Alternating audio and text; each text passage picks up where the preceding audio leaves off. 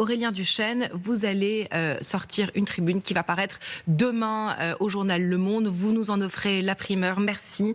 Vous l'avez titré « Une Ukraine qui aura sauvé son indépendance, peut-être demain le meilleur allié de la France ». Et vous faites des comparaisons, justement des comparaisons historiques. Vous rappelez que la France a une opportunité historique de prendre la tête de l'Europe pour construire une Europe de la défense forte, mais aussi elle doit accroître son soutien militaire. Alors Emmanuel Macron a quand même annoncé 2 milliards d'aides supplémentaires.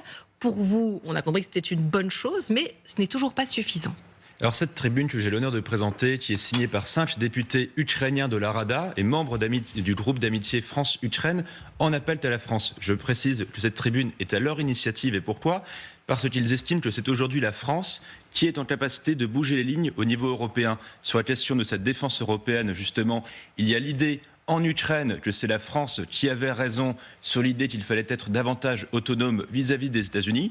Les Ukrainiens nous ont beaucoup reproché il y a 3 ans, par exemple, d'une part, une certaine ambivalence. On voulait jusqu'au bout tenter de négocier avec Poutine quand 25% du territoire ukrainien était déjà aux mains des Russes. Et on nous reprochait aussi, côté français, une certaine pusillanimité dans le soutien militaire, par exemple, à l'Ukraine. Aujourd'hui, les Ukrainiens estiment, et ça se voit dans les sondages d'ailleurs, que c'est la France leur allié numéro 1. Et c'est pour ça qu'ils en appellent à la France. J'ai l'honneur de participer avec eux à cette tribune. Mais encore une fois, c'est eux qui en sont à l'initiative. Alors, mais quel intérêt pour la France? Est-ce que vous pouvez nous rappeler quel est l'intérêt pour la France de rajouter 2 milliards et peut-être plus pour la défense de l'Ukraine? Pour citer là encore les députés ukrainiens, si l'on en reste au plan budgétaire, par exemple, eux précisent dans cette tribune que ça a davantage d'intérêt pour la France d'aider maintenant l'Ukraine à hauteur de quelques milliards, comme d'autres pays européens, que de devoir demain doubler, voire plus, nos budgets de la défense si la Russie devait gagner en Ukraine. Et dernière chose qu'ils précisent dans cette tribune, c'est que si maintenant nous mettons tout en œuvre pour que l'Ukraine soit en position de force de la négociation et ne soit pas affaiblie, dépecée et livrée à la Russie, l'Ukraine, c'est un partenaire fort pour nous demain sur les plans économiques, y compris par exemple pour l'industrie de défense, alors qu'évidemment une Ukraine abandonnée, ce sera un poids mort pour l'Europe et ce sera un pays dont nous aurions la charge et pas dans notre intérêt. Et pourtant, pour prolonger la discussion, Richard Verly, à l'issue du sommet de Paris, qui a réuni avec le président Zelensky, donc réuni par le président Macron, 30 chefs d'État et de gouvernement, également l'OTAN, également l'Union européenne, Monsieur Zelensky, le président ukrainien, a dit beaucoup de questions, peu de réponses. C'est une façon de résumer en réalité l'impasse dans laquelle on est. On sait que le projet de Monsieur Macron, du président de la République, d'envoyer des troupes, il semble enlisé. Oui, il a raison, Volodymyr Zelensky. De toute manière, on a tous compris, c'est clair, que le dispositif européen de déploiement, quel qu'il soit, s'il advient, il suivra un cessez-le-feu total. Donc il faut d'abord que le cessez-le-feu soit négocié. Et ce cessez-le-feu, on l'a tous compris, il n'est pas dans la main des Européens. Et pour l'instant, les Européens n'ont pas du tout réussi à s'inviter à la table de cette négociation-là. Elle a toujours lieu entre Donald Trump et Vladimir Poutine via leurs émissaires. Donc, première question, on attend, mais on attend combien de temps?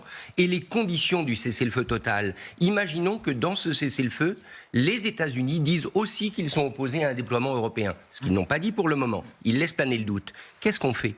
Donc on est dans une situation quand même, Emmanuel Macron fait preuve de beaucoup de ténacité, il fait preuve de cohérence, mais il prend quand même un énorme risque vis-à-vis de ses partenaires européens, c'est que si d'aventure les Américains devaient s'opposer, ce qu'encore une fois ils n'ont pas dit formellement, mais devaient s'opposer au déploiement de troupes européennes, qui va être aux côtés de la France? Est-ce que la France va y aller tout seul? On comprend quand même à demi-mot que le Premier ministre britannique Starmer, s'il n'y a pas de backstop, de soutien logistique Filet américain, de sécurité, comme in fine, il n'ira pas. Donc c'est une position cohérente, courageuse, il faut le dire, courageuse de la part de la France, mais qui tient sur un fil. Mais pourquoi c'est important d'avoir ce débat maintenant? Pourquoi est-ce qu'il ne délaie pas ce débat d'un peu plus tard? On sent bien que effectivement ça va agiter, diviser les pays. On ne peut pas le remettre à plus tard. Ce que veut Emmanuel Macron, et peut-être va-t-il réussir, c'est forcer Donald Trump, c'est montrer à Donald Trump que le seul cessez-le-feu qui vaille en Ukraine, c'est un cessez-le-feu avec des garanties de sécurité. Donc au fond, ce qu'essaye Emmanuel Macron, mais avec le soutien des Européens pour l'instant, c'est de tordre le bras à Donald Trump pour qu'il fasse preuve de plus de fermeté dans ses négociations avec Poutine, sauf que pour le moment, de ce qu'on sait, parce qu'il y a peut-être une partie qu'on ne sait pas, des négociations, Donald Trump n'a toujours pas haussé le ton face à Poutine. Nathalie Schrin, vous pensez qu'on peut tordre le bras à Poutine? Je vous voyais grimacer un peu. Vous pensez qu'il... Ça fait 3 ans que je dis que de toute manière, Poutine veut l'Ukraine et il veut même plus que ça. Ça fait 3 ans que je dis que l'Ukraine est riche de plein de choses, mais aussi d'hommes et de femmes qui sont capables de... par exemple, dans l'industrie de l'armement, on en a parlé, mais dans l'agriculture, etc., etc. Je veux dire, qu'est-ce que l'Ukraine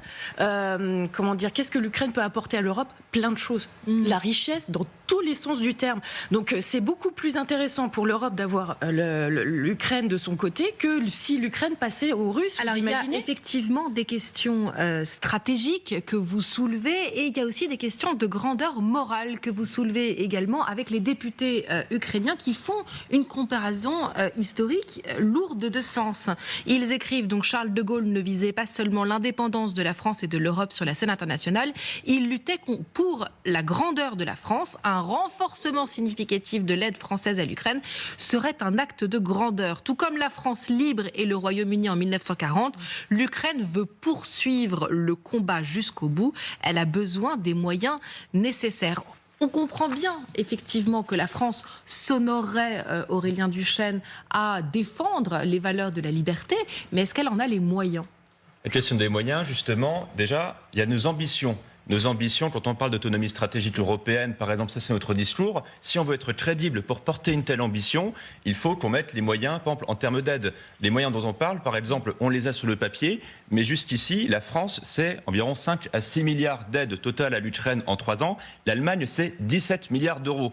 En Ukraine, même s'ils ne le disent pas forcément, en off, vous avez, y compris de la part de parlementaires, par exemple, le discours suivant qui est que la France avec un PIB qui est de 3 200 milliards d'euros, un budget militaire de 50 milliards d'euros, a donné moins à l'Ukraine sur le plan militaire que le Danemark. Le Danemark, qui a un PIB qui est 10 fois moins élevé que le nôtre. Les moyens, on les a sur le papier, reste la volonté.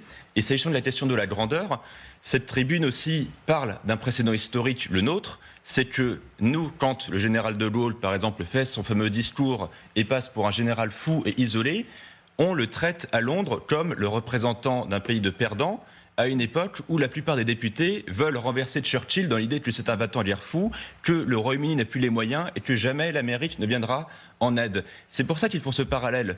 Ils se mettent dans notre position il y a 80 ans en se disant « l'Amérique nous lâche ».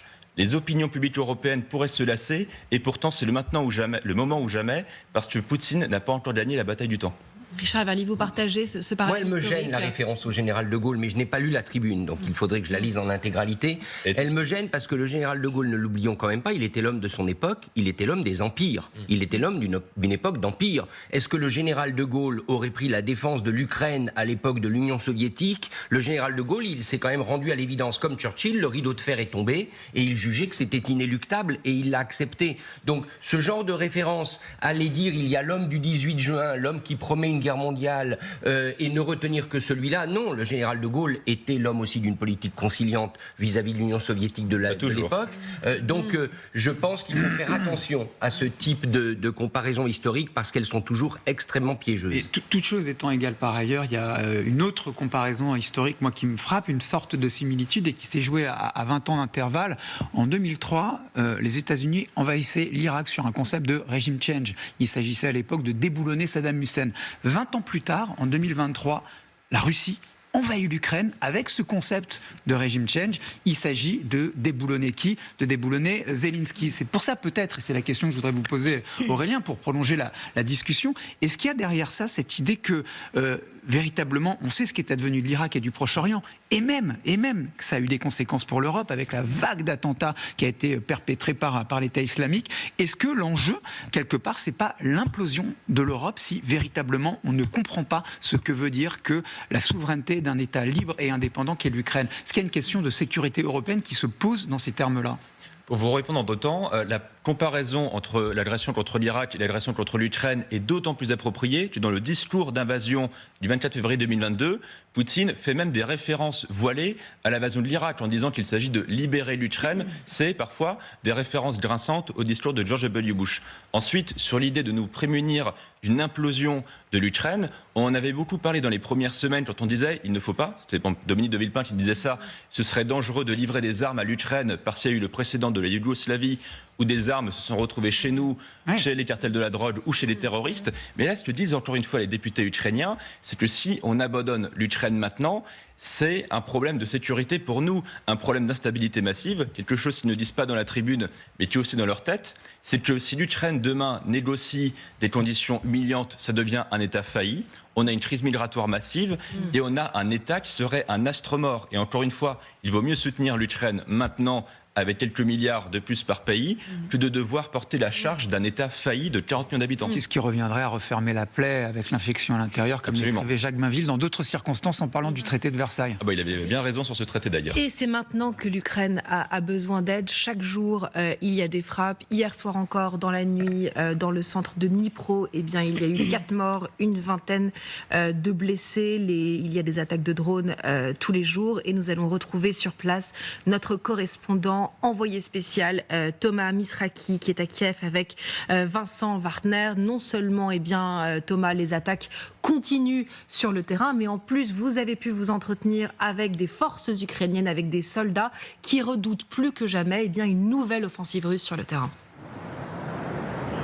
Oui, ces attaques, ils les prédisent et ils les subissent, les Ukrainiens. Les prédictions, elles viennent de Volodymyr Zelensky, le président ukrainien lui-même, qui, il y a quelques jours, faisait état d'une attaque en préparation, attaque russe sur les régions de Kharkiv et de Soumy. Elle est imminente, cette attaque, selon le président ukrainien. En fait, initialement, elle aurait été prévue il y a 8 mois et elle aurait été repoussée en raison de l'opération militaire ukrainienne dans la région de Koursk. Voilà pour les prédictions. Dans un même temps, justement, à Koursk, les Ukrainiens subissent la pression russe, les Russes qui continuent de progresser, qui ont annoncé hier la prise d'une nouvelle localité, des Russes qui, selon les Ukrainiens, poussent très fort aussi en ce moment vers le sud, du côté de Zaporizhzhia et dans le secteur de Robotyne plus précisément. La pression, elle est intense aussi à Toretsk, où nous nous sommes rendus la semaine dernière, dans la région 2, évidemment, puisque la ville a été prise, en tout cas proclamée prise par les Russes le 7 février dernier, et autour de Pokrovsk. Donc ça, c'est pour la pression militaire actuelle. Et puis les civils subissent aussi évidemment les pressions russes ces derniers jours. De nombreuses attaques. Vous avez mentionné Dnipro cette nuit. 4 morts, une vingtaine de blessés. Au total, ce sont 174 drones et leurres qui ont été tirés vers l'Ukraine la nuit dernière. La réponse ukrainienne, pour l'instant, hormis cette résistance affichée sur les fronts, c'est une incursion dans la région russe de Belgorod. C'est ce qu'affirme Reuters. En tout cas, les Russes auraient progressé de quelques kilomètres à l'intérieur. Les Ukrainiens auraient progressé de quelques kilomètres à l'intérieur des terres russes. Merci à Thomas Misraki, accompagné de Vincent Wartner en direct de Kiev. On voit bien que la pression ne retombe pas sur l'Ukraine, bien au contraire. Et il faut réentendre les mots du chef du Kremlin, Vladimir Poutine, pour comprendre qu'il ne compte pas s'arrêter là. Ce qui se passe aujourd'hui est tout aussi clair. Nos troupes ont l'initiative stratégique sur toute la ligne de contact. J'ai dit récemment que nous les écraserions, mais il y a des raisons de croire que nous les achèverons.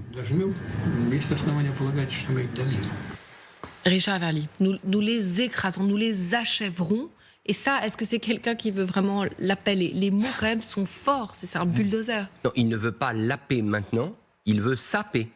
À un moment donné, peut-être le voudra-t-il. Mais ce qui est très frappant quand on entend Vladimir Poutine se prononcer de cette manière, alors qu'il y a quelques jours, ses émissaires étaient en Arabie Saoudite avec les émissaires américains, moi j'en viens à me demander s'il n'y a pas une sorte de deal secret qu'on ne connaît pas, entre les Américains et les Russes, pour dire aux Russes, vous continuez de frapper, vous continuez de mettre l'Ukraine sous pression, parce que l'objectif pour les Américains, ne l'oublions pas, c'est que l'Ukraine signe au bas de la page. Alors, le paradoxe, c'est que l'Ukraine a déjà signé. Zelensky a dit « je suis d'accord pour un cessez-le-feu total ». Mais visiblement, ça ne suffit pas. Ça ne suffit pas à Trump qui veut un accord sur les minerais encore plus, je dirais, exigeant pour l'Ukraine. Et ça ne suffit pas à Vladimir Poutine. Je rappelle aussi qu'il y a eu l'offensive dans la poche de Koursk qui a permis à la Russie de la libérer, en quelque sorte, de refouler les Ukrainiens. Tout ça fait quand même penser à une chorégraphie absolument machiavélique de Washington et de Moscou. C'est-à-dire que vous pensez que les États-Unis et la Russie vont se mettre à deux pour se faire la peau de l'Ukraine. Est-ce que vous avez entendu, moi je ne l'ai pas entendu, Donald Trump dire à Vladimir Poutine « Stop ». Vous avez signé un premier accord de cessez-le-feu, il est inconcevable que vous continuiez de frapper. Je ne l'ai pas entendu, j'ai entendu aucun émissaire américain dire ça. Et justement, au moment, Nathalie Schrin, des propositions donc, sont faites par les Ukrainiens qui acceptent en courbant les chines concrètement les conditions qui leur sont posées à la fois par les Russes et les Américains. Vladimir Poutine propose maintenant une administration temporaire sous égide de l'ONU pour organiser de nouvelles élections en Ukraine. Est-ce que de votre point de vue, ça va être le moment de vérité pour l'administration américaine? Est-ce que Trump va devoir à un moment donné se positionner sur ce qu'exige maintenant Vladimir Poutine, c'est-à-dire de nouvelles élections? Oui, ces nouvelles élections, c'est la porte ouverte à la fin de l'Ukraine, parce que si on change un président en pleine guerre comme ça, comment on fait des élections, comment on peut les garantir, comment on peut dire que c'est véritablement légal. Je rappelle qu'en Ukraine, le président Zelensky a été élu, oui, puis et que tout le monde est derrière. De toute façon, l'organisation constitutionnellement mais bien sûr, quand on est en temps de guerre. Tout est fait en Ukraine, c'est un pays démocratique. Si on change un président comme ça veut dire on peut disposer des peuples comme on veut. Donc ça veut dire quoi? Ça veut dire que Poutine et Trump, exactement ce que vous disiez, vont se séparer l'Ukraine. Ah bah tiens, moi je vais prendre les terres rares, ah bah toi tu prends telle chose, et on a vraiment l'impression que c'est ça. Et c'est encore le peuple ukrainien qui y perd. Je rappelle que quand même ça fait 300 ans qu'on subit ça. Hein. On a connu la famine, on a connu ma famille, par exemple, a été poussée des territoires ukrainiens après la Deuxième Guerre mondiale. Ils ont été déportés. Je veux dire, qu'est-ce que l'Ukraine n'a pas subi? Ça 200 oukases pour supprimer la langue ukrainienne pendant toute la période tsariste. Encore une fois, je vous le dis et je vous le répète, Poutine ne veut pas la paix, il la voudra jamais, et de toute manière, même s'il y a quelque chose qui est signé, etc., ça recommencera à chaque fois. Et c'est pas que l'Ukraine qui est visée, c'est nous qui sommes visés. Et on l'entend dans votre voix de franco-ukrainienne, mais on l'a entendu exactement ces mêmes mots justement dans la bouche d'Ursula von der Leyen, qui était l'invitée de Darius Rochebin cette semaine. Nous l'avons constaté d'expérience, malheureusement avec l'histoire amère de l'Ukraine. Poutine ne s'arrêtera pas s'il n'est pas dissuadé par une position très forte, par une posture militaire très forte. C'est pourquoi, pour l'Union européenne et pour l'Ukraine, il est très important d'avoir des positions militaires fortes. Alors, très important d'avoir des positions fortes, mais donc dans les députés ukrainiens que vous avez pu rencontrer, Aurélien Duchesne, ils disent aussi qu'on peut inverser la donne. Alors ça m'a surpris. Ils disent aujourd'hui, certains analystes et responsables politiques considèrent que la cause de l'Ukraine est perdue. Ils prétendent que l'Ukraine devrait être abandonnée à son sort, qu'elle ne pourra pas résister à la puissance russe de Poutine, que c'est inévitable. Mais eux pensent encore qu'ils peuvent retourner la bataille. Vous le croyez aussi ? Ils disent à tout le moins que la bataille du temps ne joue pas autant pour Poutine qu'on ne pourrait le penser. Un chiffre qu'ils évoquent, ces députés ukrainiens, dans leur tribune, c'est qu'il y a, par exemple, seulement 1% du territoire ukrainien qui a été conquis, preuve à l'appui, par la Fédération de Russie en 2024. Voilà, 4500 à 6000 km², 1% en un an, malgré des pertes immenses. La deuxième chose évoquée dans cette tribune, c'est aussi, par exemple, quand vous regardez les ressources que la Russie utilise pour encaisser des pertes aussi massives et pour des gains territoriaux qui restent limités, ce sont par exemple les stocks d'armement soviétiques sur lesquels se repose largement la Russie. Ces stocks d'armement, des chars, des blindés, parfois des vieux coucous qui datent d'il y a 50 ans, vont s'épuiser pour l'essentiel d'ici 2026. Et enfin, il y a la question de l'économie de guerre. L'économie de guerre de la Russie, jusqu'ici, lui a permis de soutenir cet effort de défense et de sauver sa croissance malgré les sanctions occidentales.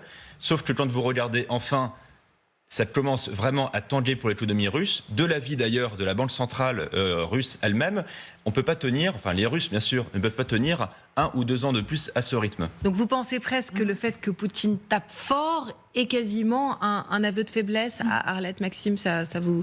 J'aimerais le croire, mais je n'en suis pas sûre. Je trouve ce qui est important, c'est effectivement presque j'allais dire le partage de l'Ukraine que préparent Trump et Poutine. Il y en a un qui aura les territoires qu'il convoite. C'est pour ça qu'il lui faut un peu de temps.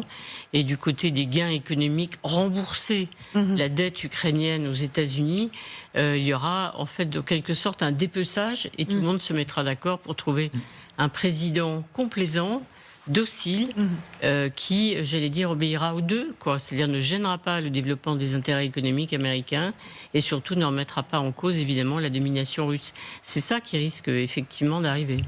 Et on voit bien dans ce nœud coulant qui se resserre, eh bien Volodymyr Zelensky qui en appelle aux États-Unis. On va l'écouter parce que effectivement il voit bien le nœud se serrer autour de l'Ukraine. À mon avis, il y a eu hier une violation et il y a eu des frappes sur Kherson. Il y a eu des frappes sur la gare ferroviaire. Le réseau électrique a été endommagé. Car il y a eu des frappes sur le secteur de l'énergie. Et cela se passe à Kherson, une ville, pas un champ de bataille. Et des civils ont été privés d'électricité. Je pense que les États-Unis devraient réagir. Richard Verly, on voit bien cet appel qui est resté sans réponse dont vous parliez il y a une minute sur ce plateau. Oui, pour l'instant, la stratégie des États-Unis, écoutez, la délégation américaine a quitté Riyad, si je ne me trompe pas, c'était lundi dernier, et depuis, plus rien. C'est-à-dire il y a eu cet accord sur un cessez-le-feu maritime en mer Noire dont on ne connaît pas tout à fait les contours parce que les États-Unis ont promis de lever certaines sanctions. Les Européens ont dit nous, on ne lèvera aucune sanction. Et pour le reste, le cessez-le-feu sur les infrastructures énergétiques, on voit qu'il est remis en cause. Donc pour l'instant, on est encore très loin d'un cessez-le-feu total qui, je le rappelle, a été, lui, accepté. Le principe en a été accepté par l'Ukraine. Donc on est dans une situation absolument inégale. Et Donald Trump, ça ne vous a pas échappé, maintenant il s'est remis une couche de guerre commerciale sur le dos. Et donc il est occupé sur d'autres théâtres, en plus avec M. Vance au Groenland. Donc on est toujours dans un jeu de jonglage infernal. D'où l'importance d'être unis, d'être soudés, d'être solidaire. Vous pensez qu'on va y arriver? Vous fréquentez beaucoup de députés justement d'amitié franco-ukrainienne. Comment justement ils voient cette nouvelle coalition qui s'engage? Pour eux, c'est le seul format susceptible de marcher, parce qu'on a le cas au niveau européen. Quand on veut voter des sanctions, on avait jusqu'ici la Hongrie qui bloquait les choses, maintenant la Slovaquie et potentiellement demain la Roumanie qui pourrait être de la fête aussi. Pour eux, le format qui marche le mieux, c'est cette coalition des volontaires qui peut déboucher sur des décisions rapides. Et surtout, ce à quoi ils tiennent le plus quand vous échangez avec eux. Je me souviens, quand on avait parlé en décembre, ils étaient très optimistes sur Trump. Ils avaient des retours, par exemple, de Andriy Yermak, qui était allé à la Maison-Blanche et disait « Trump va pas nous lâcher. Bon, vous les Français, vous êtes un peu pessimistes, mais vous allez voir. » On a vu ce qu'on allait voir, effectivement. Maintenant, ils se rendent compte que l'allié numéro 1 ne l'est plus tant que ça. Mais en revanche, ils sont justement leur espoir principal réside dans le fait que les Européens, pour l'instant, restent unis et qu'on n'est pas allés tous à Canossa, un par un, dealer avec Trump sur des tarifs commerciaux, par exemple.